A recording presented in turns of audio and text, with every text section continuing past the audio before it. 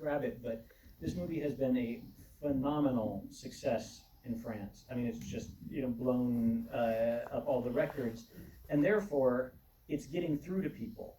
But before you made the film, you were looking at, you've made films that have, you know, reached much smaller audiences. I wonder, like, what was the secret, I guess, as something that, you know, transcended all the demographics, to sort of make sure that included in that is younger audiences? I mean, is that something you ever consciously thought of, or do you just set out to make the best film possible and hope that will be enough to draw them? Toujours une question difficile, mais je pense qu'on a toujours refusé avec Matthieu de réfléchir en termes d'audience en créant les projets. Je n'ai aucune idée de ce que les gens ont envie de voir, et encore moins la jeunesse. On a chacun des enfants qui ont une vingtaine d'années. Je pense qu'on a... on s'est fait une réflexion, mais je trouvais ça très intéressant par rapport à ce qui a été dit aujourd'hui. C'est-à-dire, nous, on a eu le sentiment, on est Matthieu et moi, de grands cinéphiles, et on a grandi dans la cinéphilie, et on reste des gens passionnés comme spectateurs de cinéma. Et on a, nous, ressenti un manque par rapport à un cinéma qui a été aussi le cinéma de notre jeunesse, qui est un cinéma, je dirais, de grandes fresques. Et ce cinéma de grandes fresques, et donc ce cinéma du romanesque, a été abandonné par le cinéma français, mais aussi par le cinéma américain, qui en a été un grand porteur pendant des années. Je vous interromps juste une minute pour introduction, et puis on revient. D'accord, merci. So actually, it's a difficult question, but we actually always refuse to actually consider the audience or think about what the audience might want, because we have no idea, you know, what the audience wants to see. So when we are conceiving a film, that's not what we think about. We don't know what the younger generation wants. We both have kids in our 20s, and still, and before the making of the film, that does not really come, you know, into our thinking. However, it is an interesting question, and you know, Matthieu and I are both movie buffs, and we did feel like there was something missing. We did feel like the movies and the cinema of our childhood was kind of gone, and kind of the romantic, that kind of cinema, those kind of films were not there anymore, not in France and not in the US. So that was maybe a starting point for us. Continuez, c'était pas pour vous... Non, mais c'était voilà, c'était cette idée de renouer avec une forme de romanesque, et on a été impressionnés dans tous les échanges que nous avons eus en France. Il se trouve que ensuite, quand a été analysé, on n'a jamais fait un film avec Matthieu avec autant de jeunes spectateurs. Donc c'était pour nous nouveau et formidable pour ce film-là, et on a été impressionnés de le voir en France, mais aussi dans les échanges qu'on a eus avec les étudiants américains toute cette semaine, de voir à quel point il y avait une adhésion à cette forme de romanesque, de retour du romanesque. Et je pense qu'on parle d'effets en fait de miroir, et dans la société dans laquelle on est, je dirais très individualiste, et je dirais très peu porté, en tout cas dans l'image, sur le sentiment. Ce retour des sentiments au premier degré a eu visiblement beaucoup d'impact, et notamment chez les jeunes, en France et aussi ici. Donc je trouve que c'est très intéressant, et je pense qu'on gardera ça en tête pour la suite. So yeah, now when we're looking at it and we're analyzing it maybe a little bit, and we're looking at the audience, and we see that indeed it drew so much of every generation, especially of young people. So there was this resonance, or that feeling that, oh yeah, they were missing this kind of Romanesque theater, or Romanesque cinema, and that it's something that, you know, people love and that they do want to see.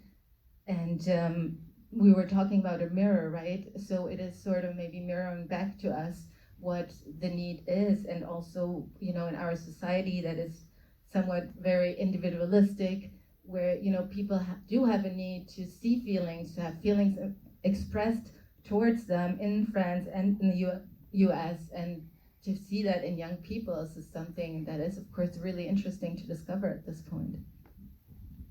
Go ahead, please. Oui, je crois qu'il y a quelque chose qui est intéressant, je trouve, chez les jeunes, c'est qu'ils peuvent adorer des films, mais ils ne vont pas les voir. C'est-à-dire que, je prends l'exemple, nous, pendant le Covid, j'étais avec mes 3 fils, qui ont entre 20 et 25 ans, et comme j'étais bloqué à la maison, j'ai pu les obliger à regarder des films, parce qu'ils ne pouvaient pas sortir. Et donc je leur ai montré tous les jours un film. Donc, et les films qu'ils ont adorés, mais leurs films, ils ne voulaient pas bien sûr, mais bon, comme ils ne pouvaient pas sortir. On pose là juste pour rattraper. Okay. So there's this thing about young people that they might adore films, but they actually don't see them or go watch them. So I have 3 sons between 20 and 26, and during COVID, I actually forced them to watch the movies. They had to watch one film a day, which they did, even though they did not want to. And I think we're about to find out what film they most liked. Et aujourd'hui, leurs films préférés sont des films qu'ils ne voulaient pas voir. Et c'est fascinant. Je prendrai un exemple sur le film sur lequel nous avons travaillé juste avant Monte Cristo, qui était Les Trois Mousquetaires. Et on a fait une projection test, et le public qui préférait le film, vraiment qui adorait le film, c'était les 15-25 ans. Et à la fin de l'exploitation, on a regardé qui était venu voir le film, et c'était le public qui était le moins venu voir le film. Donc il y a le problème de la jeunesse n'est pas, il y a le goût et l'image qu'ils ont eux-mêmes du cinéma qu'ils ont envie d'aller voir. Et je vois que souvent les jeunes Français que je connais vont voir des films ou des comédies françaises où ils peuvent aller avec leurs copains, ou des grands films américains, mais il y a comme une sorte de refus d'aller voir des films qui pourtant leur plairaient. Et la chance qu'on a eue sur Monte Cristo, c'est qu'ils y sont justement massivement allés, mais parce qu'on a beaucoup travaillé justement sur l'accès aux jeunes entre Les Trois Mousquetaires et Monte Cristo.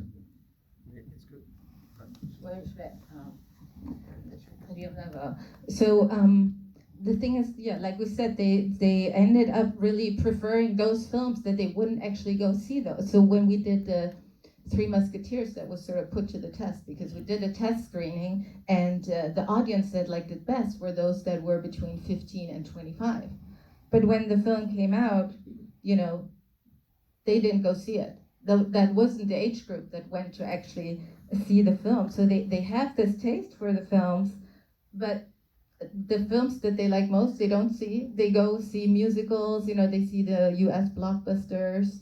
That's what they'll, not what they actually would maybe like to see. So that was for us, though, something that we did end up working on a lot between the Three Musketeers and then the Count of Monte Cristo.